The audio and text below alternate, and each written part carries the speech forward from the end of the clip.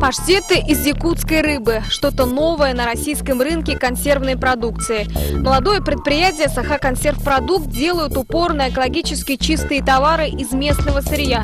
Переработка мяса, рыбы и дикоросов. Бизнес, он, конечно, не высокорентабельный. Это не алмазы, это не золото.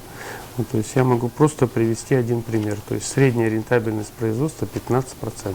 На консервном заводе используют систему сквозного контроля. Он охватывает весь процесс производства от сырья до готовой продукции. Одна такая машина может переработать до 3 тонн мяса или ягод в час. За автоматизированной линией следит один человек. Сложность состоит в том, что нет готовых технологий переработки нашего северного сырья.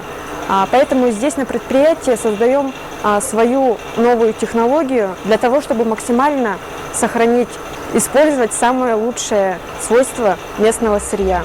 Оленина, курица и конина – это основное сырье для изготовления мясных консервов. Пока большая часть товара реализуется на местном рынке. Впрочем, якутские консервы начинают пользоваться спросом у москвичей. Сейчас разрабатывается вопрос о выходе на рынок Казахстана. Увеличение объемов производства компания связывает с республиканской программой по заготовке и переработке дикоросов. Что она даст экономике и населению республики?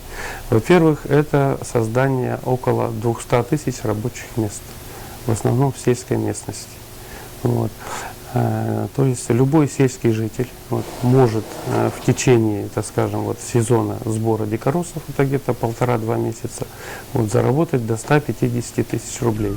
Сейчас в районах организовываются приемно-заготовительные пункты. Увеличение объемов сырья позволит расширить производственную линейку в 4-5 новых наименований в год.